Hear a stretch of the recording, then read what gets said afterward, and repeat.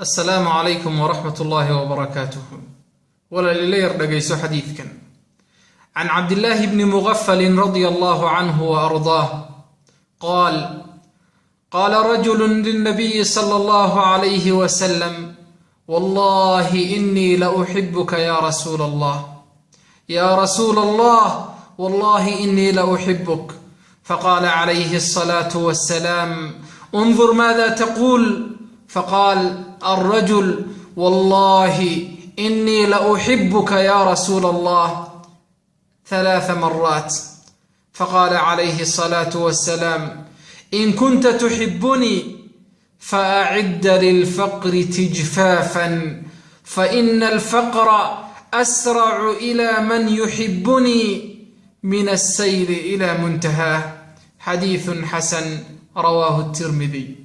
ولا لي الحديث كان النبي صلى الله عليه وسلم وحاو صحابي كان تلماميا إن النبي صلى الله عليه وسلم ويمنن دبدنا وكيري رسولك إلهي والله بان كدارتي وان كجعلهي. النبي صلى الله عليه وسلم وكيري واركعلي وحاتلي دبدنا وننكي مركا اري دب ugu celiyo yiri wallahi rasuulki ilaahay waan ku jecelahay.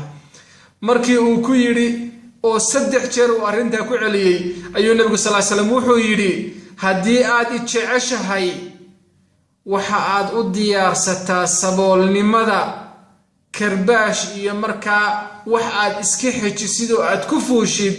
tajfaafka waxa la yiraahdaa kooraha amba marada karbaashka la iska xejiyo faraska ayaa la yiraahdaa.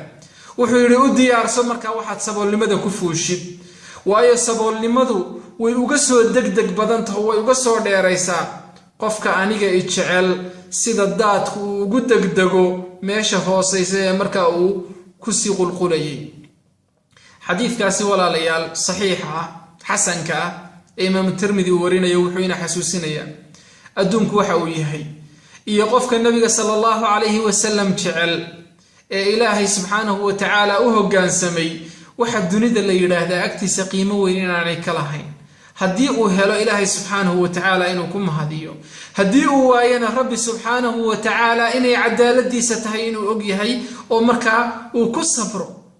qofka muslimka ahi ma aha qof argagaxa haddii uu adduun waayo, haddii khasaare ku dhaca qof argagaxa ma aha. ilaahay subxaanahu wa tacaala wax kasta oo uu siiyo, duruuf kasta oo uu ku nooleeyo, xaalad kasta oo markaa uu rabbi subxaanahu wa tacaala u qadaro raalli buu ku yahay. ilaahay subxaanahu wa tacaalana wuuga mahadnaqaya.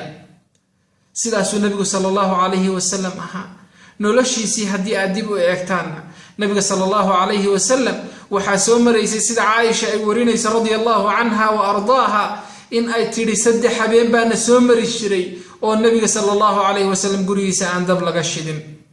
haddaba walaal, marka aad barbar dhigtid nolosha aad ku jirtid, nimcada aad cunaysid, raaxada aad ku nooshahay, ogow in nabiga sallallahu alayhi wasallam oo ka khayr badnaa dunida nasiibkii uu ka helay ee waxa ahayd.